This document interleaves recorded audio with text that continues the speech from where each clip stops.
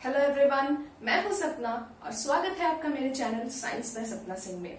आज के मेरे इस वीडियो में जो है मैं class 10 lesson 8 that is reproduction in organisms explain करने वाली हूं। आज मैं अपने इस वीडियो में जो है मैं पूरा चैप्टर एक्सप्लेन करने वाली हूं। सो हो सकता है कि वीडियो थोड़ा लंबा हो जाए, बट आप वीडियो को एंड तक जरूर देखिएगा बिकॉज मैं इसमें सारे टॉपिक्स जो है वो बहुत ही अच्छे से डिस्कस करने वाली हूँ। So let's start the video. सबसे पहले जो है आपकी बुक में आपसे एक सवाल पूछा गया है कि Why is reproduction necessary?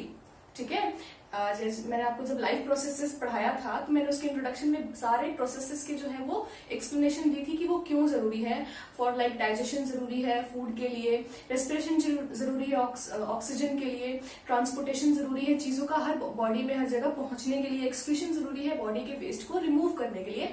लेकिन किसी भी ऑर्गेनिज्म के जिंदा रहने के लिए जो है वो रिप्रोडक्शन एक नेसेसरी प्रोसेस नहीं है। एंड ऑल्दो ये जो प्रोसेस है रिप्रोडक्शन उसमें बहुत ज्यादा एनर्जी लगती है। जब भी कोई ऑर्गेनिज्म रिप्रोड्यूस करता है तो a lot of energy is consumed, ठीक है। और तो फिर क्यों एक ऑर्गेनिज्म रिप्रोड्यूस करता है जबकि उसको जिंदा रहने के लिए जो है ये बिल्कुल भी जरूरी नहीं है। इसका जो सबसे अच्छा मतलब सही जो जवाब है, आंसर है that is for the continuity of species, ठीक है। फॉर एग्जाम्पल हर एक स्पीशीज का जो एक फिक्स्ड लाइफ स्पैन होता है कि वो जब जन्म लेगा तो इतने साल में जो है वो, फॉर एग्जाम्पल ह्यूमंस का भी 80 एवरेज 80 लाइफ स्पैन है, जो मतलब अगर नेचुरल डेथ होगी तो 80s के आसपास होगी, है ना। तो इस तरह से जो है डिफरेंट डिफरेंट ऑर्गेनिजम्स का एक लाइफ स्पैन फिक्स है। अगर एक ह्यूमन का अगर एग्जाम्पल लो तो वो बर्थ उसने जन्म लिया and after 80 years he will die. तो अगर वो मर जाएगा और अगर उसने कोई भी रिप्रोड्यूस नहीं किया है, अपनी कोई भी स्पीशीज नहीं छोड़ी है, तो क्या होगा? क्या उसकी स्पीशीज आगे बढ़ पाएगी? नहीं बढ़ पाएगी। तो आज के डेट में जितने भी स्पीशीज अपने आसपास देख रहे हैं वो इसी वजह से देख पा रहे हैं क्योंकि रिप्रोडक्शन हुआ है उनमें, है ना। उनके जो प्रीवियस एंसेस्टर्स थे उनको रिप्रोड्यूस कर करके जो है उन्होंने अपनी स्पीशीज को आगे चलाया है। तो किसी भी स्पीशीज का आगे चलते रहने के लिए, कंटिन्यूटी ऑफ स्पीशीज के लिए जो है रिप्रोडक्शन एक नेसेसरी प्रोसेस है। द नेक्स्ट क्वेश्चन इज कि जब रिप्रोडक्शन होता है तो हम देखते हैं कि जो एक स्पीशीज है वो जो रिप्रोड्यूस करता है तो वो जो नया जो ऑर्गेनिज्म को रिप्रोड्यूस करता है वो बिल्कुल उससे मिलता जुलता होता है ना। तो ऐसा क्यों होता है और कैसे होता है? तो ऐसा इसलिए होता है बिकॉज डीएनए कॉपिंग जो होती है, वो डीएनए जो होता है, हमने जैसे 9th क्लास में पढ़ रखा था कि क्रोमोसोम्स के ऊपर डीएनए होते हैं और डीएनए के अंदर जेनेटिक मटेरियल होता है, इंफॉर्मेशन होती है किसी भी कैरेक्टर का, ठीक है। तो वही जो डीएनए है वो जेनेटिक मटेरियल है, एक जनरेशन से दूसरे जनरेशन जो है वो पास किया जाता है। इसी वजह से जो फीचर्स हैं वो अपने पिछले स्पीशीज से जो है वो पेरेंट्स से जो है वो इंडिविजुअल्स रिजेंबल करते हैं। समझ में आ रही है बात? अब अगर बात आया कि वो कैसे होता है ये, तो डीएनए कॉपिंग होती है।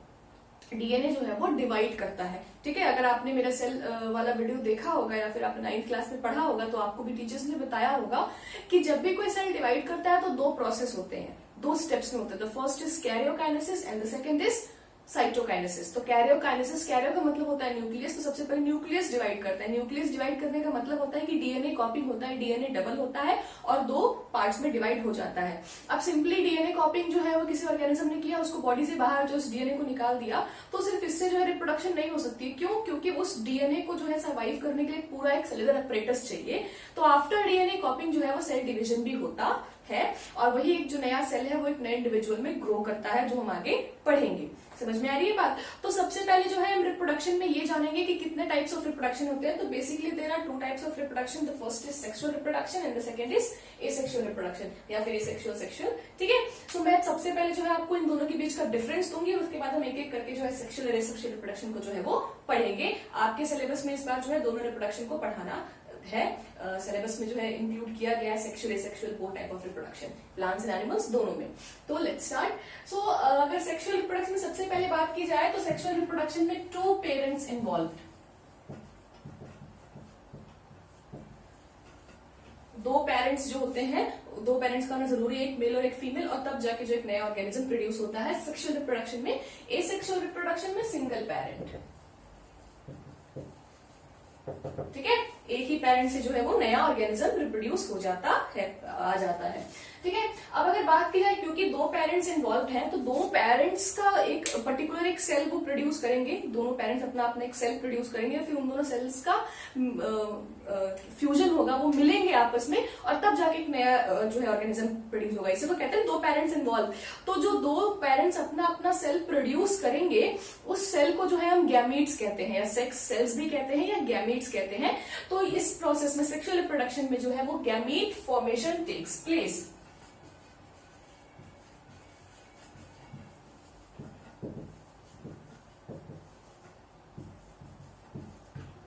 ठीक है, मेल और फीमेल गैमेट्स जो मेल और फीमेल बॉडीज में बनते हैं। उसके बाद अगर इसमें बात की जाए तो नो गैमेट फॉर्मेशन।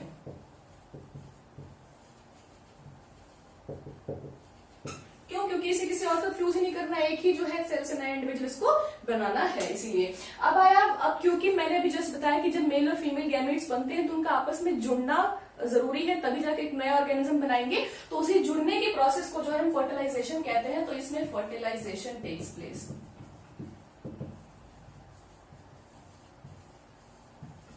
ठीक है, और क्योंकि इसमें गैमेट्स नहीं बने हैं तो नो फर्टिलाइजेशन। समझ में आ रही है बात? उसके बाद अगर बात की जाए तो अब जैसे कि मैं बात करती हूँ क्रोमोसोम्स की, तो हमने बोला, मैंने जैसे बताया कि भी क्रोमोसोम्स जो है वो डीएनए कॉपिंग होती है। तो हर ऑर्गेनिज्म का क्रोमोसोम नंबर फिक्स्ड है। अगर मैं एग्जांपल लूं ह्यूमंस का, तो हमारे पास 46 क्रोमोसोम्स हैं, 23 पेयर ऑफ क्रोमोसोम्स है हमारे पास, 23 जोड़े हैं, 46 क्रोमोसोम्स हमारे पास होते हैं। ठीक है, अब अगर बात की जाए मेल और फीमेल गैमेट्स की, तो मान लो मेल और फीमेल जो है उन दोनों ने अपने अपने गैमेट्स को प्रोड्यूस किया। अगर दोनों ने जो गैमेट जो सेल प्रोड्यूस किया, सेक्स सेल प्रोड्यूस किया, उसमें अगर 46 क्रोमोसोम्स होंगे, और जब ये दोनों के दोनों सेल्स मिलेंगे तो कितना हो जाएगा? 92 क्रोमोसोम हो जाएगा। जो नया आगे फ्यूचर में जो इंडिविजुअल आने वाला है उसके क्रोमोसोम्स कितने हो जाएंगे? 92। वो ह्यूमन तो नहीं रहेगा, कोई और ऑर्गेनिज्म बन जाएगा वो। लेकिन ऐसा होता है? नहीं होता। ह्यूमन का बच्चा हमेशा ह्यूमन ही पैदा होता है, राइट?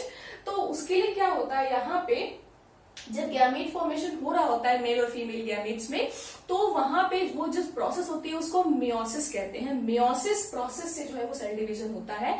माइटोसिस, मियोसिस मैंने अगेन अपने सेल चैप्टर में जो है वो एक्सप्लेन किया था न्यूक्लियस वाले में, बट यहाँ मैं आपको बता देती हूँ। तो मियोसिस जो होती है उसको हम रिडक्शनल डिवीजन कहते हैं। ठीक है, रिडक्शनल डिवीजन मतलब रिडक्शन हो जाना, घट जाना। क्या घटता है? क्रोमोसोम घटता है। तो क्रोमोसोम नंबर जो है मियोसिस डिवीजन में, मियोटिक सेल डिवीजन में जो है वो आधी हो जाती है। मतलब कि जो मेल है उसका जो गैमेट बनेगा, मेल गैमेट जो स्पर्म बनेगा, उसमें जो है वो 23 पेयर क्रोमोसोम, 46 क्रोमोसोम्स नहीं जाएगा, 46 का आधा क्रोमोसोम ही जाएगा, 23 क्रोमोसोम्स ही जो है वो नेक्स्ट में मतलब गैमेट में जाएगा। तो कितने आएंगे यहाँ पे? 23 आएंगे। और फीमेल में भी मियोसिस होता है, रिडक्शनल डिवीजन, क्रोमोसोम नंबर जो है आधा हो जाता है। तो 23 जो है वो फीमेल गैमेट से आता है, और जब इन दोनों सेल्स का फ्यूजन होता है तब जाके जो नया इंडिविजुअल आता है उसमें 46 क्रोमोसोम्स जो है वो फिर से अटेन हो जाता है, क्रोमोसोम्स नंबर को मेंटेन कर दिया जाता है। तो क्रोमोसोम नंबर मेंटेन हो जाए इसीलिए जो है मियोसिस डिवीजन होती है गैमेट्स फॉर्मेशन के टाइम पे। ठीक है, उसके बाद एसेक्सुअल रिप्रोडक्शन में माइटोटिक डिवीजन होता है। माइटोटिक डिवीजन को जो है हम इक्वेशनल डिवीजन भी कहते हैं। इक्वेशनल मतलब इक्वल, मतलब क्रोमोसोम नंबर जो ऑर्गेनिज्म में होता है वही सेम जो है नेक्स्ट आपके स्पीशीज में जाता है। क्योंकि दो अलग अलग सेल्स को आपस में फ्यूज नहीं करना है, एक ही नया सेल प्रोड्यूस होगा और उसी से जो एक नया इंडिविजुअल बनेगा। तो इसीलिए जो उसमें क्रोमोसोम नंबर होती है एसेक्सुअल रिप्रोडक्शन में वो फिक्स्ड होती है। माइटोटिक डिवीजन इक्वेशनल डिवीजन के थ्रू जो है वो होता है। ठीक है, उसके बाद अगर बात की जाए तो यहाँ पे वेरिएशन जो होती है वो ज्यादा होती है, वेरिएशन टेक्स प्लेस। वेरिएशन क्या मतलब होता है? अलग अलग बदलाव। ठीक है, जैसे कि फॉर एग्जांपल मैं आपको बताऊं तो आपको भी बहुत लोग कहते होंगे कि मतलब, और आपको भी जो है पेरेंट्स भी कहते होंगे, फॉर लाइक कुछ कैरेक्टर्स जो होते हैं वो आपके फादर से मिलते हैं, कुछ कैरेक्टर्स जो होते हैं वो आपकी मदर से मिलते होते हैं, है ना। तो आप जो है अपने मतलब कि 100% जो है वो कार्बन कॉपी, वो फिल्मों में होता है सिर्फ, है ना, फादर का कार्बन कॉपी जो है वो बेटा हो जाता है। ऐसा बिल्कुल नहीं होता है। समझ में आ रही है बात? ऐसा क्यों नहीं होता है? क्योंकि दो अलग अलग ऑर्गेनिजम्स के क्रोमोसोम्स आपस में मिक्स हुए हैं आधे आधे, है ना। क्यों? क्योंकि क्रोमोसोम्स में ही जो है कैरेक्टर होते हैं हर चीज का। आप गोरे हैं, काले हैं, छोटे मोटे, एनीथिंग, जो भी आपके कैरेक्टर्स हैं, इंटेलिजेंस का लेके एवरीथिंग, बाल के रंग से लेके जो है नाखून के साइज का, हर चीज जो है मतलब ग्रोथ, हर चीज जो है किस पे डिपेंड करती है? क्रोमोसोम्स पे डिपेंड करती है। और क्रोमोसोम्स क्योंकि दोनों पेरेंट्स से आधे आधे आए होते हैं तो हम दोनों पेरेंट्स से मिलते हैं, ठीक है। एंड द सेकेंड थिंग, इसकी जो डीएनए रेप्लिकेशन होता है, डीएनए कॉपिंग होती है, वो 100% एक्यूरेट बिल्कुल नहीं होती है, कभी भी नहीं होती है। डीएनए कॉपिंग जब भी होता है, फोटोस्टेट जो आप करवाते हो, क्या फोटोस्टेट 100% जो ओरिजिनली मतलब दिखती है? नहीं दिखती है, इतना सा डिफेक्ट जरूर होता है। तो जो डीएनए कॉपिंग होता है वो पूरी तरह से 100% एक्यूरेट नहीं होता है, उसमें कुछ ना कुछ वेरिएशंस, चेंजेस जरूर होते हैं। वो चेंजेस जो है वो नेक्स्ट स्पीशीज में जरूर जाती है। कभी कभी ये चेंजेस बहुत ज्यादा ड्रास्टिक होते हैं, जिसकी वजह से वो जिस सेल में है उस सेल में जो है वो फंक्शन नहीं कर पाते हैं, जिसकी वजह से वैसे जो है सेल्स, गैमीट्स या सेल्स जो है वो मर जाते हैं। But most of the time जो वेरिएशंस होते हैं बहुत स्मॉल होते हैं, छोटे छोटे वेरिएशंस होते हैं, ठीक है। और यही छोटे छोटे वेरिएशंस आगे चल के एवोल्यूशन कॉज करते हैं। इस बार आपको एवोल्यूशन नहीं पढ़ना है 10th क्लास में, इस बार जो एवोल्यूशन टॉपिक को हटा दिया गया है, इसलिए मैं उस बारे में ज्यादा बात नहीं करूंगी, ठीक है। बस ये जानिए कि वेरिएशंस, चेंजेस होते हैं कैरेक्टर्स में हर बार, ठीक है, क्योंकि दो पेरेंट्स इन्वॉल्व है। अब इसमें जो होते हैं क्लोन्स आर फॉर्म्ड। क्लोन मतलब होता है एग्जैक्ट कार्बन कॉपी, एकदम पापा मम्मी सब इसमें सेम होते हैं, क्योंकि सिर्फ एक सेम सेल है, एक ही सेल जो है, एक ही ऑर्गेनिज्म जो है उसने अपने सेम टाइप को सेल को जो है डीएनए कॉपिंग किया, और नेक्स्ट में जो है नेक्स्ट जनरेशन में पूरा का पूरा एक ही पेरेंट से सेम क्रोमोसोम्स जो है वो नेक्स्ट में गया। 0.1% जो है या फिर 1% के आसपास चेंजेस होते भी हैं इसमें, बट वो उतना दिखता नहीं है, मतलब बहुत कम ही ऐसे चांसेस होते हैं जिसमें कुछ ऐसे कैरेक्टर्स में चेंजेस होते हैं, वेरिएशंस होते हैं जो नजर आता है, वरना मोस्ट ऑफ द टाइम जो है ये क्लोन्स एक बिल्कुल कार्बन कॉपी दिखते हैं, ठीक है। तो सेक्सुअल और एसेक्सुअल रिप्रोडक्शन इतना ही। अब जो है हम एसेक्सुअल रिप्रोडक्शन में डिफरेंट जो है प्रोसेस पढ़ेंगे। फॉर लाइक एसेक्सुअल रिप्रोडक्शन में जो है फिजन होता है, फ्रेगमेंटेशन होता है, रिजेनरेशन होता है, वेजिटेटिव प्रोपोगेशन होता है, तो उनके बारे में अब हम पढ़ेंगे। तो अगर बात की जाए एसेक्सुअल रिप्रोडक्शन में, तो एसेक्सुअल रिप्रोडक्शन में there are different processes like fission. Fission में फिर दो होते हैं, एक बाइनरी फिजन और एक मल्टीपल फिजन। उसके बाद fragmentation, regeneration, budding, vegetative propagation and spore formation. तो ये डिफरेंट मेथड्स हैं जो डिफरेंट ऑर्गेनिजम्स में यूज होते हैं। तो जो सबसे सिंपल ऑर्गेनिजम्स होते हैं, यूनिसेलर ऑर्गेनिजम्स लाइक अमीबा वगैरह, वो क्या करते हैं, वो सिंपली जब मेच्योर होते हैं तो एक से दो सेल में डिवाइड कर जाते हैं। One parent cell divided into two daughter cells. तो एक सेल डिवाइड होकर दो नए सेल्स में, दो नए इंडिविजुअल्स में ग्रो कर जाता है। तो जो अमीबा वगैरह होते हैं उनमें किसी भी प्लेन से, क्योंकि इरेगुलर शेप होता है, तो भाई किसी भी प्लेन से कहीं से भी जो है वो दो पार्ट्स में डिवाइड हो जाता है अमीबा। तो इसे जो है ऑन एनी प्लेन, इस तरह के फिजन को हम बाइनरी फिजन कहते हैं, क्योंकि एक से दो सेल्स बने हैं, दो न्यू इंडिविजुअल्स बने हैं। Bi means two, so binary fission. लेकिन जो लिस्टमेनिया है, जिससे कालाजार होता है, आपने 9th क्लास में बायोलॉजी फॉलो में पढ़ा था इसके बारे में, तो ये जो होता है ये एक प्लेन पे इस तरह से होता है, जैसे कि अगर ये है तो यहाँ पे इस तरह से इसके कुछ निकले होते हैं। तो ये जो है अब इस तरह से जो है ये डिवाइड नहीं कर सकता है, तो ये हमेशा जो है एक सेम प्लेन, सेम ओरिएंटेशन से डिवाइड करता है, ताकि इक्वल पार्ट्स जो है वो दोनों में, दोनों सेल्स में जाएं, ठीक है। बात की जाए अगर प्लाज्मोडियम की, जिससे कि आपको मलेरिया होता है, तो प्लाज्मोडियम जो है वो मल्टीपल फिजन कॉज करता है, ठीक है। मतलब कि एक सेल जो है वो दो से ज्यादा इंडिविजुअल्स में, दो से ज्यादा सेल्स में डिवाइड होके ग्रो करते हैं। समझ में आ रही है बात?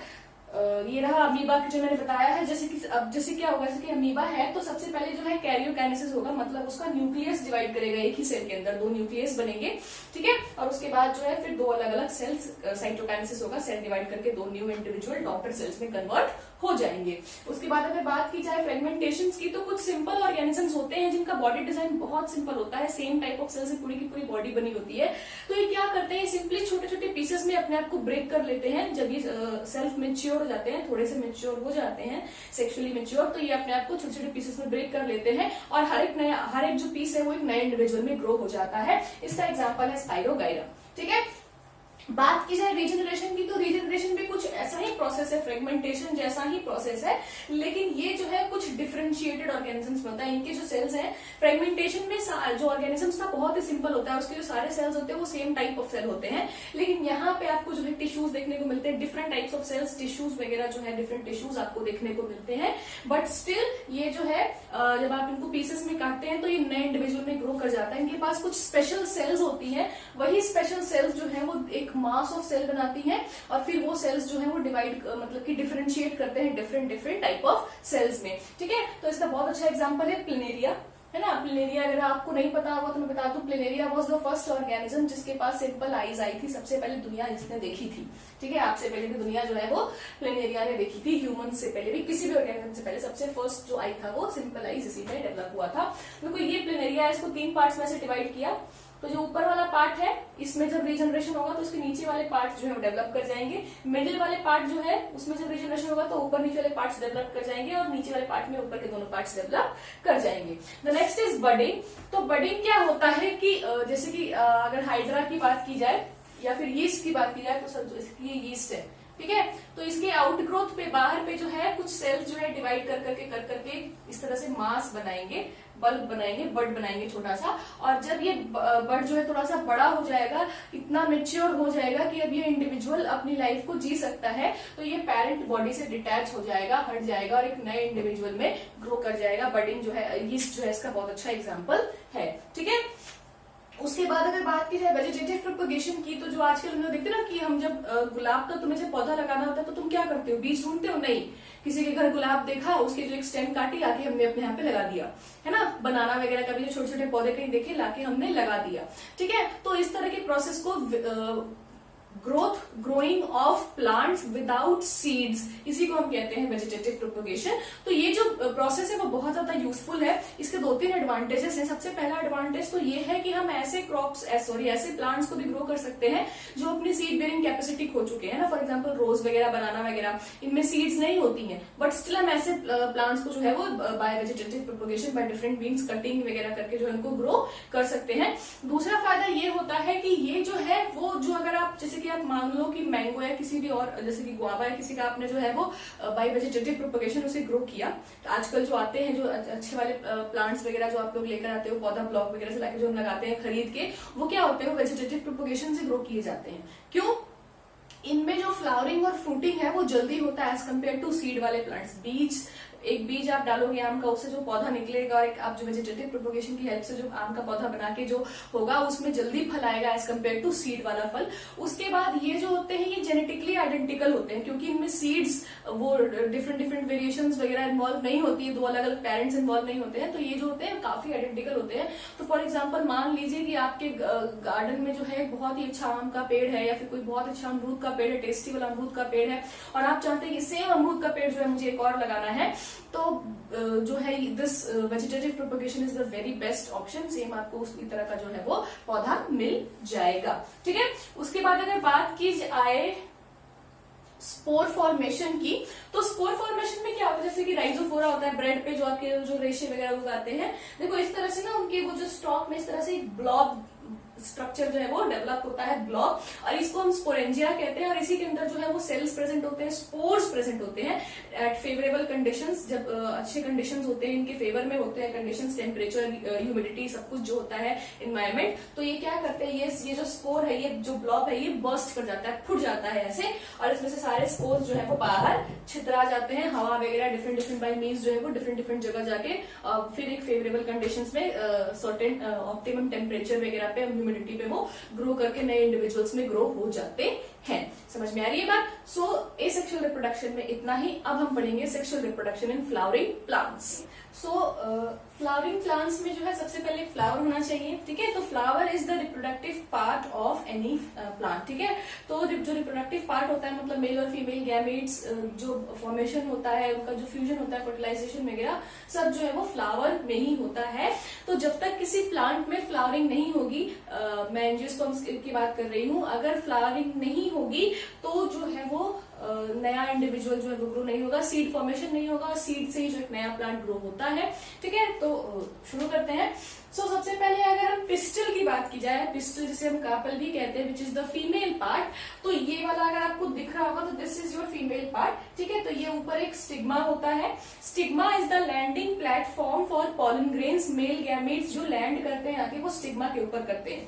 उसके बाद एक लॉन्ग स्टॉक जा रही है जिसे हम स्टाइल कहते हैं, और उसके अंदर जो है नीचे एक ओवरी होता है, ओवरी के अंदर जो है वो ओव्यूल्स प्रेजेंट होते हैं, और हर ओव्यूल के अंदर जो है वो एग सेल होता है, दैट मीन्स फीमेल गैमीट होती है, ठीक है। अगर मेल पार्ट की बात की जाए जिसे हम स्टेमेन भी कहते हैं, तो this is a long stock, एक इस तरह से लंबा स्टॉक होता है। अगर आप अड़हुल का फूल, हिबिस्कस फ्लावर जो आप देखेंगे तो आपको ये सारी चीजें बहुत क्लियर दिखेंगी। उसमें एक लंबा सा अंदर एक बीच में जो है रेड कलर का बड़ा सा स्टॉक होता है, वो आपका स्टाइल होता है, उसके ऊपर स्टिग्मा होता है फैला हुआ, और साइड में येलो येलो जो पाउडर वगैरह आपको दिखता है वो छोटे छोटे जो उसमें होते हैं वो आपका होता है पॉलन ग्रेन, ठीक है। तो ये एक लंबा स्टॉक है जिसे हम फिलामेंट कहते हैं, और इसके ऊपर एक इस तरह से छोटा सा बल्ब होता है जिसे हम एंथर कहते हैं, और इसी एंथर के अंदर जो है वो pollen grains that is male gamete का फॉर्मेशन होता है, ठीक है। तो अब यहाँ पे जो है पॉलन ग्रेन्स का फॉर्मेशन हो गया। अब ये जो फ्लावर मैंने आपको दिखाया है इसमें फीमेल पार्ट भी प्रेजेंट है और मेल पार्ट भी प्रेजेंट है, तो ऐसे फ्लावर्स को हम बाइसेक्सुअल फ्लावर्स बोलते हैं। बाई मीन्स टू, मतलब दोनों सेक्सेस जो है मेल और फीमेल एक ही फ्लावर में प्रेजेंट है, तो ऐसे फ्लावर्स को हम बाइसेक्सुअल फ्लावर्स बोलते हैं। इसका एग्जांपल है हिबिस्कस वगैरह, ठीक है। कुछ फ्लावर्स ऐसे होते हैं जिनमें मेल जो है वो दूसरे फ्लावर में होता है और फीमेल जो है वो दूसरे फ्लावर में होती है, ऐसे फ्लावर्स को हम यूनिसेक्सुअल फ्लावर्स बोलते हैं। इसका एग्जांपल है पपाया एंड वाटरमेलन। समझ में आ रही है बात? तो अब ये जो अलग अलग होते हैं यूनिसेक्सुअल बाइसेक्सुअल फ्लावर्स, इनमें होता क्या है, अब जैसे कि ये जो है बाइसेक्सुअल फ्लावर है, तो इसमें जो है मेल गैमेट यहाँ से एंथर जो है वो जब मेच्योर होगा तो उसमें से मेल गैमेट झड़ेंगे। अगर आपको मेल गैमेट देखना है तो अड़हुल का फूल वगैरह लेना, उसमें जो वो येलो येलो छोटा छोटा पाउडर दिखता है ना आपको दाने दाने कलर का, वो आपका मेल गैमेट पॉलन ग्रेन होता है। तो वो जो पॉलन ग्रेन है वो डायरेक्टली जब वो झड़ेगा, मेच्योर करके झड़ेगा, तो वो स्टिग्मा पे आके लैंड कर जाएगा, ठीक है। और इस प्रोसेस को हम सेल्फ पॉलिनेशन कहते हैं। सबसे पहली बात, transfer of pollen grains from anther to stigma is called pollination, ठीक है। जो पॉलन ग्रेन्स का एंथर से लेके मेल पार्ट से लेके स्टिग्मा के लैंडिंग प्लेटफॉर्म तक जो ट्रांसफर होता है, इस प्रोसेस को हम पॉलिनेशन कहते हैं। अब पॉलिनेशन अगर सेम फ्लावर में, वो एक ही फ्लावर का पॉलन ग्रेन एक ही फ्लावर के स्टिग्मा पे गया तो इसे हम सेल्फ पॉलिनेशन कहते हैं। अगर दूसरे फ्लावर का पॉलन ग्रेन किसी दूसरे फ्लावर के स्टिग्मा पे जाएगा तो उसे हम क्रॉस पॉलिनेशन बोलेंगे, ठीक है। इतना क्लियर? अब पॉलिनेशन हो गया, ओके। अब इसके बाद जो है वो क्या होता है, एक बार जो है आपका मेल गैमेट यहाँ पे पहुंच गया, ठीक है। सी दिस इज लाइक अ शादी, है ना। अब शादी होनी है, एक दूल्हा एक दुल्हन की शादी होनी है, तो समझ लो कि ये जो ओवरी है ये आपका पूरा मंडप है ना। और यहाँ ओवरी के अंदर जो ओव्यूल्स है, ओव्यूल्स के ओवरी जो है वो दुल्हन का घर है, ओव्यूल्स जो है वो आपका मंडप है, और ओव्यूल्स के अंदर एग सेल है, वो क्या है, आपकी दुल्हन है, ठीक है। ये रहा आपका दूल्हा। अब पॉलन ग्रेन जो आपका दूल्हा है, अब उसको जो है यहाँ तक पहुंचना है बंदे को। समझ में आ रही है बात? तो देखो वो क्या करेगा, सबसे पहले तो वो जो है वो जाएगा उसके घर पे जाएगा, है ना। ये इसका मेन गेट है, तो मेन गेट पे एक बार क्या होता है, देखते हो ना शादी में क्या होता है, जब दूल्हा आता है उसका क्या होता है, पहले वो आरती वारती होती है ना, उसको जो है वेलकम किया जाता है उसका। तो यहाँ पे जो है ये स्टिग्मा जो है, this is the landing platform जहाँ पे दूल्हा लैंड होगा, ठीक है, जो घर का मेन गेट होता है। यहाँ पे क्या होगा, तो यहाँ पे केमिकल्स के थ्रू इंटरेक्शन होती है कि भाई अपना ही दूल्हा है या किसी और का दूल्हा है, ठीक है। तो एक बार जब पहचान हो गया तो उसके बाद जो है दूल्हे के लिए नहीं पूरा कारपेट बिछा जाता है, पूरा रास्ता जाता है जो दुल्हन तक जाता है ना। तो वो यहाँ पे कारपेट जो है, जब पॉलन ग्रेन्स बनेगा तो यहाँ पे जो है पॉलन ट्यूब डेवलप होगी, ठीक है। एक ट्यूब, एक रास्ता जाएगा स्टाइल के अंदर होते हुए, और वो ट्यूब जो है वो यहाँ तक ओव्यूल्स के अंदर एग सेल ओव्यूल्स तक जो है वो जाएगा वो रास्ता, और उसी पॉलन ट्यूब, उसी रास्ते के अंदर जो है वो आपका मेल जो न्यूक्लियस, ओके। तो इस तरह से जो है वो पॉलन ट्यूब जो है वो फॉर्मेशन हो गया। अब इस पॉलन ट्यूब के अंदर जो है आपका मेल न्यूक्लियस जो है वो मेल गैमीट वो ट्रांसफर करेगा, ट्रेवल करेगा, और ट्रेवल करने के बाद जो है वो यहाँ पे आएगा ओव्यूल्स के पास, और वो अंदर जाके जो है आपकी फीमेल एग सेल के साथ फर्टिलाइज कर लेगा। एक बार जो male gamete female egg cell के साथ फर्टिलाइज हो गया तो वो बनाएगा जाइगोट। जाइगोट में जो है फिर डिविजन्स होंगी और वो जो है एम्ब्रियो बनाएगा। अब बात अगर की जाए ओव्यूल्स की, तो जो ओव्यूल्स है वो आपका कन्वर्ट हो जाएगा सीड में, और जो ओवरी है वो कन्वर्ट हो जाएगा आपका फ्रूट में। धीरे धीरे ये फ्रूट जो है वो राइप होगा, मेच्योर होगा, पकेगा, और उसके बाद जो सीड है, सीड भी धीरे धीरे डेवलप होगा, और सीड के ऊपर एक कवरिंग आ जाएगी, सीड कोट ना, कपड़ा पहन लेगा जो आपका सीड है। जैसे कि चने की बात की जाए, चना में वो ब्राउन वाला कपड़ा पहन के घूमता है ना, वो कभी उसको हटा के देखना, उसके अंदर जो होता है वो आपका एम्ब्रियो और कॉटिलेडन होता है। तो अगर मैं उसको एक्सप्लेन करूं इस तरह से, तो वो जो आपका चना होता है वो दो इस तरह से कॉटिलेडन्स होते हैं ना उसके, और कॉटिलेडन्स के बीच में इस तरह से एक चोंच निकली होती है, छोटी सी, वो चोंच पता है ना। तो वो जो चोंच है, दैट चोंच, एक दो तरह के दो चोंच होते हैं। तो ऊपर वाला होता है प्लूम्यूल, और नीचे वाले चोंच को हम जो है वो कहते हैं रेडिकल, ठीक है। और ये दो होते हैं हमारे कॉटिलेडन्स। तो प्लूम्यूल जो है उससे जब इस चने को आप जब डालोगे ग्राउंड जमीन वगैरह में जर्मिनेशन के लिए, यही जो सीड है वो एक नए प्लांट में ग्रो करता है, और उसी सीड से नए प्लांट की ग्रोथ को हम जर्मिनेशन कहते हैं। तो ये जो प्लूम्यूल है वो शूट में डेवलप होगा, मतलब कि वो सॉइल से बाहर आएगा, उसमें से लीव्स, ब्रांचेस और सारी चीजें डेवलप होंगी, और जो रेडिकल है वो नीचे रूट्स में डेवलप होगा। और ये जो कॉटिलेडन्स हैं, जब तक कि वो प्लूम्यूल बाहर निकल के उसमें लीव्स वगैरह ना आ जाए, फोटोसिंथेसिस स्टार्ट ना हो जाए, तब तक जो है ये रिजर्व फूड मटेरियल्स हैं, न्यूट्रिशन प्रोवाइड करेंगे आपके एम्ब्रियो को, ठीक है। तो इस तरह के जो दो कॉटिलेडन्स आपको दिखे, जैसे चने में दो अलग अलग होते हैं ना, कॉटिलेडन्स अलग अलग दाने निकल जाते हैं, तो ऐसे को हम डाइकॉट्स कहते हैं। जो अगर मकई की बात की जाए तो मकई 2 पार्ट्स में नहीं टूटता है, तो वैसे को हम मोनोकॉट्स कहते हैं। डाई मीन्स 2, तो डाइकॉटिलेडन्स डाइकॉट्स, और मोनो मीन्स 1, तो मोनोकॉट्स मेज वगैरह होता है, ठीक है। So this was all about your plant fertilization, sorry plant reproduction. अब जो है हम ह्यूमन रिप्रोडक्शन पढ़ेंगे। तो अब ह्यूमन रिप्रोडक्शन जो है स्टार्ट करने से पहले जो है, पहले हम कुछ बॉडी चेंजेस के बारे में जो है वो बात करेंगे, ठीक है। सो जब हम छोटे होते हैं, आपने कंपेयर भी किया होगा कि आप जब 2 क्लास में पढ़ते थे और आप जब 10th क्लास में आए हो, तो आपकी जो हाइट है वो काफी चेंज हुई है ना। उस टाइम में बहुत छोटी हाइट के थे, बढ़ गई है, प्लस वेट भी जो है काफी गेन हुआ है, प्लस बचपन में जो है हमारे जो टीथ हुआ करते थे, पहले तो बचपन में जब हम पैदा हुए थे तो टीथ ही नहीं थे, फिर धीरे धीरे टीथ ग्रो किए, मिल्क टीथ ग्रोथ किए, फिर वो टूटे, फिर परमानेंट टीथ्स आए, है ना। तो ये सारे ग्रेजुअल चेंजेस धीरे धीरे होते गए। बट जब आपकी बॉडी मतलब थोड़ी सी ग्रो हो गई, specially in the teenage area age, उस टाइम पे जो है, टीनेज के टाइम पे जो है, कुछ सडन कुछ नए चेंजेस जो है आपकी बॉडी में आना स्टार्ट हुए धीरे धीरे, ठीक है। तो कुछ जो चेंजेस हैं वो गर्ल्स और बॉयज में सेम होते हैं। फॉर एग्जांपल्स आर्मपिट्स वगैरह या थाइस के बीच में जो है वो हेयर्स वगैरह का ग्रो करना, या फिर फेस पे जो है फेस का ऑयली हो जाना, स्किन का ऑयली हो जाना, प्लस पिंपल्स वगैरह का जो है वो ग्रो होना, ये सारी चीजें कुछ कॉमन है चेंजेस हैं जो गर्ल्स और बॉयज दोनों में आती हैं। प्लस इसके अलावा कुछ चेंजेस हैं जो बॉयज और गर्ल्स में अलग अलग होती हैं। फॉर एग्जाम्पल गर्ल्स का ब्रेस्ट साइज इंक्रीज होता है, उसके बाद जो है उनका जो मेंस्ट्रुअल साइकिल स्टार्ट हो जाता है, बॉयज की वॉइस जो होती है वो फटना शुरू हो जाती है ना। उनका भी जो है वो पेनिस साइज जो है वो इंक्रीज होना स्टार्ट हो जाता है, इरेक्ट होना स्टार्ट हो जाता है। तो ये सारी चेंजेस हैं जो गर्ल्स और बॉयज में डिफरेंट डिफरेंट आती हैं। तो ये सारी चेंजेस जो है वो ये इंडिकेट करती है कि ये जो आप है, ये सेक्सुअल मेच्योरिटी का इंडिकेशन होता है कि नाउ आपकी जो बॉडी है वो किसी भी फीमेल या मेल की, जो गर्ल्स बॉयज की जो बॉडी है वो मेच्योर, सेक्सुअली मेच्योर हो चुकी है, मतलब रिप्रोड्यूस करने के कैपेबल हो चुकी हैं। और इसी सारे जो है ये जो पीरियड है, इसी जो ये जो चेंजेस होते हैं, मेच्योरिटी, सेक्सुअल मेच्योरिटी वाले चेंजेस जो होते हैं, इस पूरे एडोलेसेंस एज को जो है हम प्यूबर्टी कहते हैं। सो प्यूबर्टी के टाइम पे जो है बेसिकली आपकी बॉडी का जो वो जो एक ग्रोथ होता है, आप सुनते भी होंगे गर्ल्स के लिए, स्पेशली गर्ल्स 18, बॉयज का भी लगभग 20 एज तक जो है वो हाइट का ग्रोथ होना रुक जाता है ना। तो हाइट वगैरह ग्रो क्यों होना रुक जाती है? क्योंकि अब जो बॉडी में जो एनर्जी है वो किसी और प्रोसेस के लिए जो है वो यूज हो रहा है ना। जैसे हमने अभी प्लांट्स में मैंने पढ़ाया आपको कि जो रिप्रोडक्टिव ऑर्गन है वो एक स्पेशल रिप्रोडक्टिव ऑर्गन होता है। प्लांट्स में हर जगह से सीड्स नहीं होती हैं, फ्लावर्स में ही जो है वो सीड्स, प्लांट्स जो है वो सिर्फ फ्लावर्स में सीड बेयर करते हैं। तो एक स्पेशल पार्ट है रिप्रोडक्शन के लिए। तो उसी तरह का एक स्पेशल जो है वो पार्ट जो है, एक स्पेशल सिस्टम, रिप्रोडक्टिव सिस्टम जो है वो ह्यूमंस के अंदर भी होता है रिप्रोडक्शन के लिए। और उसी रिप्रोडक्टिव ऑर्गन में जो है वो चेंजेस वगैरह आते हैं और वो मैच्योर होता है, ताकि अब जो है वहां पे जर्म सेल्स, जो भी गैमीट का फॉर्मेशन है, वो गैमीट फॉर्मेशन स्टार्ट हो जाए और अब जाके एक ह्यूमन जो है वो रिप्रोड्यूस करना स्टार्ट हो जाए। तो उसी को सेक्सुअल मैच्योरिटी वगैरह हम कहते हैं। तो अब जैसा कि हमने पता है कि जो है मेल और फीमेल गैमेट्स जो है, सेक्सुअल मैच्योरिटी जब ह्यूमंस में एक बार अटेन हो गया, ठीक है, इन द प्यूबर्टी एज, तो उसके बाद जो है अब वो मेल और फीमेल जो है गैमेट्स जर्म सेल्स जो है वो प्रोड्यूस करना स्टार्ट कर देंगे। अब ये जो गैमीट्स का फ्यूजन है वो एक्सटर्नल भी हो सकता है, जिसको हम एक्सटर्नल फर्टिलाइजेशन कहते हैं, जब बॉडी के बाहर हो, फॉर लाइक प्लांट्स वगैरह में, फ्लावर्स वगैरह में जो होता है ना, या फिर फिशेज वगैरह में जो है मेल और फीमेल अपने जो है वो गैमीट्स को जो है वाटर में रिलीज कर देते हैं और वहां पे फर्टिलाइजेशन होता है।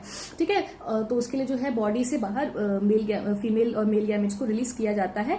बट कुछ एनिमल्स ऐसे भी होते हैं इंक्लूडिंग ह्यूमंस जिसमें इंटरनल फर्टिलाइजेशन होता है, मतलब फीमेल बॉडी के अंदर पे जो है वो फर्टिलाइजेशन होता है। तो इसके लिए जो है वो मेटिंग जरूरी होती है, और मेटिंग के लिए दोनों इंडिविजुअल्स का जो है वो मैच्योर, सेक्सुअली मैच्योर होना जरूरी होता है। दोनों इंडिविजुअल्स कैपेबल हो कि वो जो है अपने अपने गैमेट्स को प्रोड्यूस करें, तभी जो है मेल और फीमेल गैमेट्स मिलेंगे और फर्टिलाइजेशन होगी।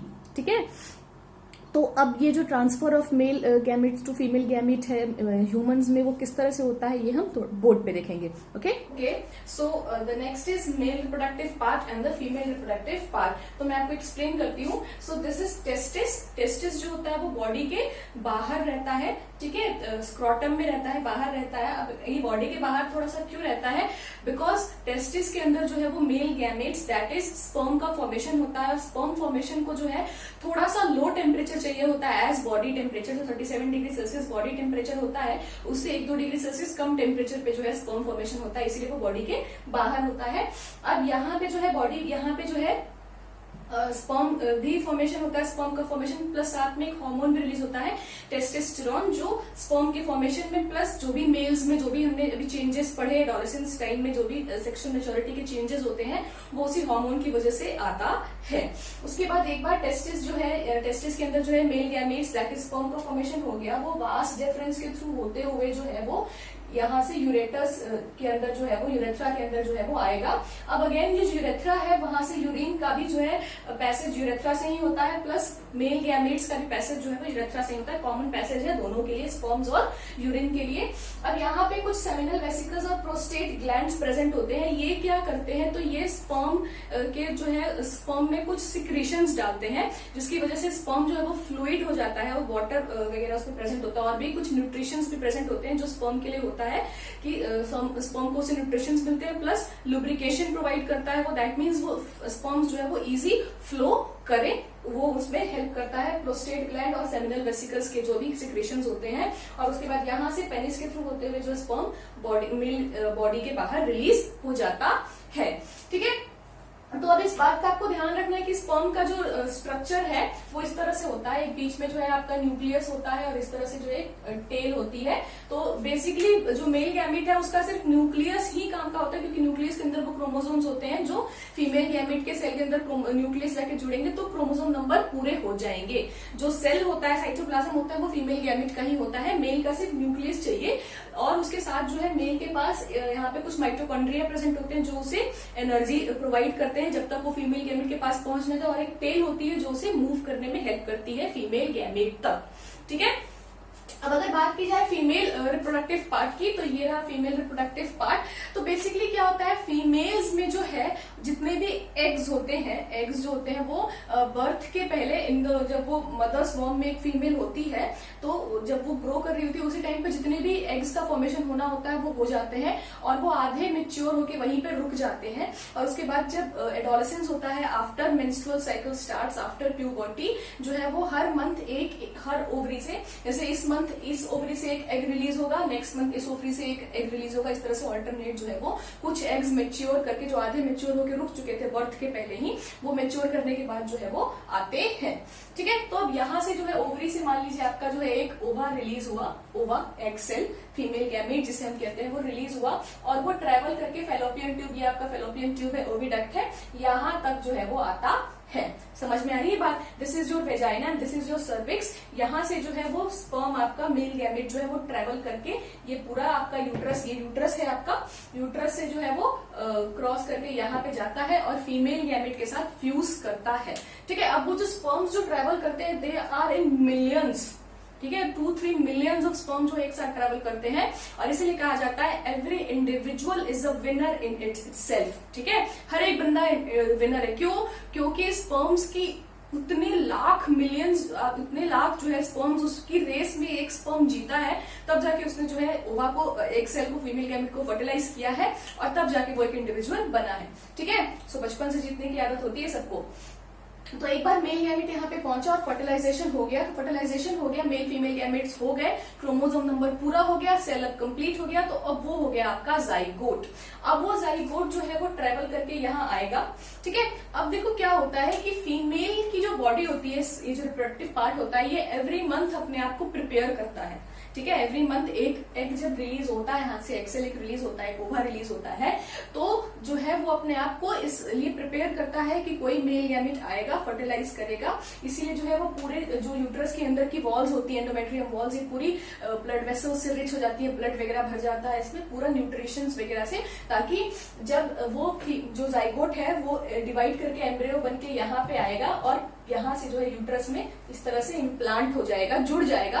और जब एक जाइगोट फर्टिलाइजेशन के बाद वो जाइगोट जब यहाँ पे आके जुड़ जाता है एंडोमेट्रियम वॉल से, तो इसी प्रोसेस को हम कहते हैं implantation. Implantation leads to pregnancy, ठीक है। इम्प्लांटेशन हो गया, दैट मीन्स प्रेगनेंसी स्टार्ट हो गई। अब प्रेगनेंसी जो है, यहाँ से जो एंडोमेट्रियम वॉल्स है, यहाँ पे इस तरह का एक प्लेसेंटा होता है, ठीक है। इस तरह से जो माइक्रोविलाई विलाइस टाइप के बहुत सारे ब्लड वेसल्स होते हैं, तो वो प्लेसेंटा जो है वो बेबी को, जो फीटस है, सॉरी बेबी नहीं फीटस है, फीटस को और मदर के बॉडी को ज्वाइंट करता है। उसी प्लेसेंटा के थ्रू जो है मदर की बॉडी के अंदर से ऑक्सीजन और न्यूट्रिएंट्स जो है वो फीटस को ट्रांसफर होता है। फीटस की बॉडी से जो भी वेस्ट निकलता है वो प्लेसेंटा के थ्रू मदर्स बॉडी में ट्रांसफर किया जाता है। तो अप्रोक्सीमेटली 9 मंथ्स तक जो है एक फीमेल जो है वो उसको जो है नरिश करती है, एक फीटस को, एक बेबी को जो है पूरा डेवलप करती है अपने वॉर्म के अंदर, यूट्रस के अंदर, ठीक है।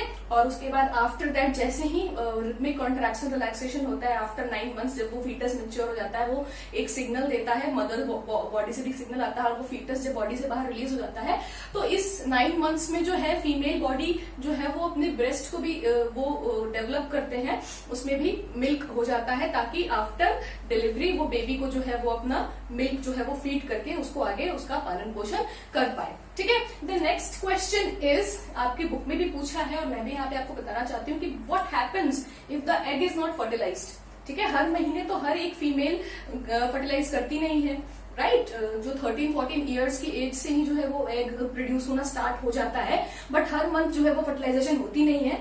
तो जो फर्टिलाइजेशन नहीं होता है, तो वो जो एग रिलीज हुआ है और ये जो पूरा एंडोमेट्रियम वॉल्स वगैरह जो अपने आप को प्रिपेयर हुआ है, फॉर एग्जाम्पल अगर मैं आपको ये बताऊं कि this is a type of मंडप, ठीक है, पूरा मंडप का प्रिपरेशन वगैरह हुआ है, अंदर दुल्हन is waiting, but what happens if the bridegroom will not come, दूल्हा अगर नहीं आया तो क्या होगा, ठीक है। तो मंडप टूटेगा, है ना।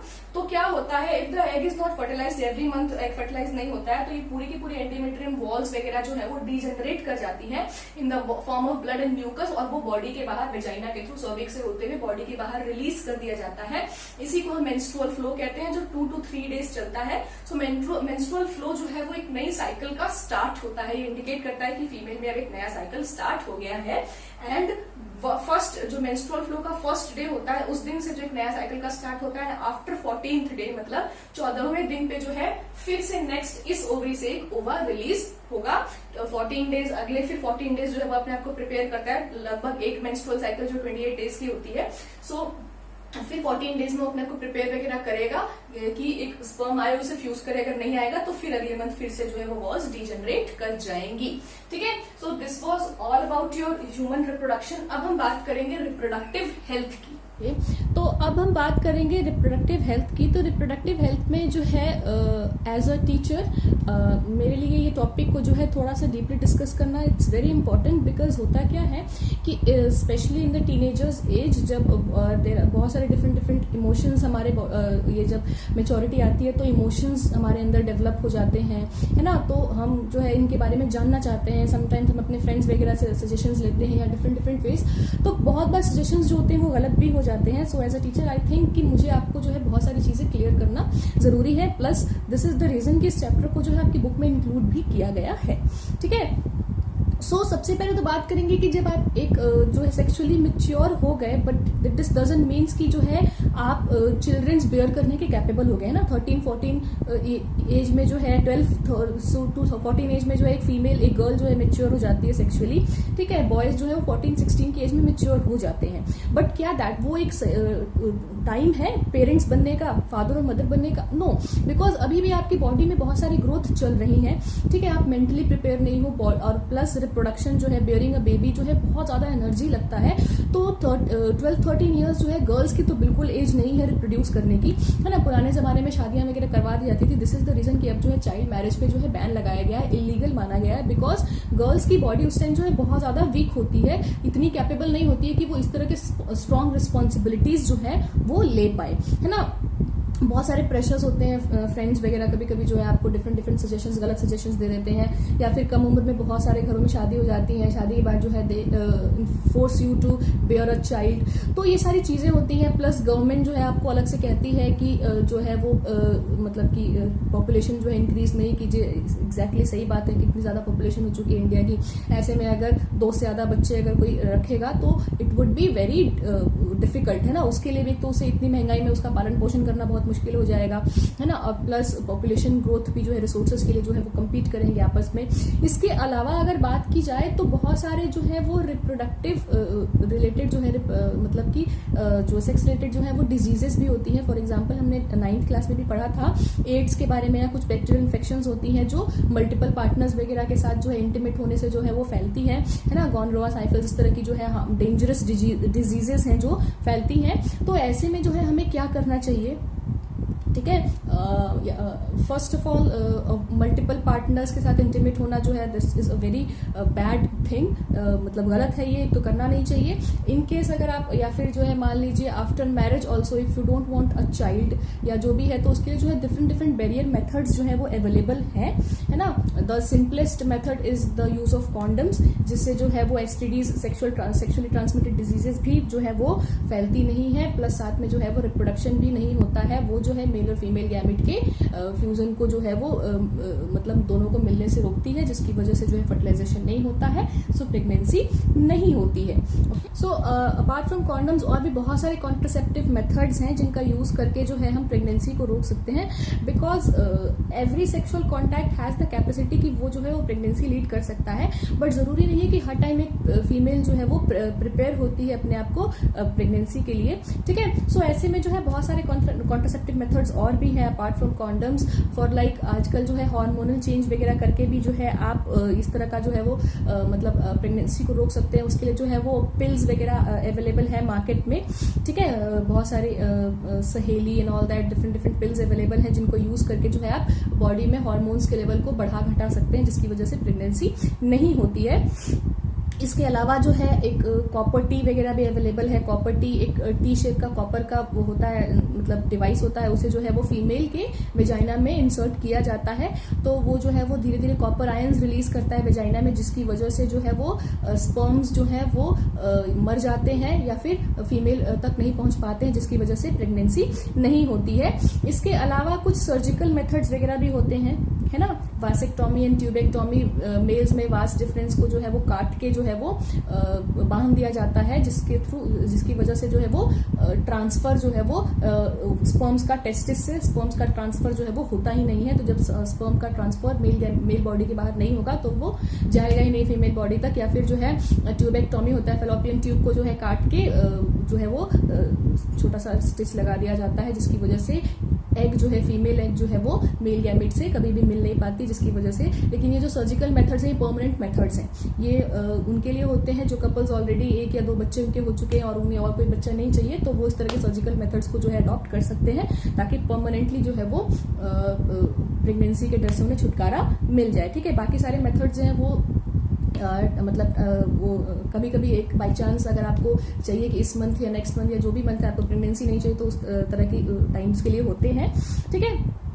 प्लस यहाँ पे मैं एक और बात बताना चाहती हूँ कि जो पिल्स होती हैं वो भी फीमेल्स को बहुत सोच समझ के लेना चाहिए। कुछ पिल्स होती हैं जो बिफोर प्रेगनेंसी ली जाती है ताकि प्रेगनेंसी हो ही ना, और कुछ पिल्स होती हैं जो इमरजेंसी वगैरह में लिया जाती है आफ्टर प्रेगनेंसी, वो लाइक आई पिल वगैरह जो होती है। इन केस जो है ये आई पिल्स वगैरह तब लिया जाता है। आई विल सजेस्ट गर्ल्स वगैरह जो भी हैं कि ऐसा नहीं होना चाहिए कि हमने कोई कांटेक्ट कर लिया, सेक्सुअल कांटेक्ट हुआ और फिर हमें लगा कि हमें प्रेगनेंसी नहीं चाहिए तो हमने आई पिल ले लिया। नो, इस तरह से, क्योंकि वो थोड़े से उनके साइड इफेक्ट्स ज्यादा होते हैं। आई पिल जो है वो इमरजेंसी पिल है, जो इन केस फॉर एग्जाम्पल अगर किसी गर्ल का रेप हो जाता है या किसी वजह से तो उसे प्रेगनेंसी नहीं चाहिए, तो उस टाइम पे जो आईपीएल ले सकती है। अगर ऐसे रेगुलर आप जो है अपने पार्टनर के साथ हैं तो डिफरेंट जो पिल्स वगैरह अवेलेबल हैं, कॉन्डम्स वगैरह सब बहुत इजीली अवेलेबल है, इस तरह के मेथड्स आप यूज कर सकते हैं। ठीक है, तो आज के मेरे इस वीडियो में इतना ही। अगर आपको मेरा वीडियो पसंद आया तो please like, share and subscribe. Thank you and have a nice day.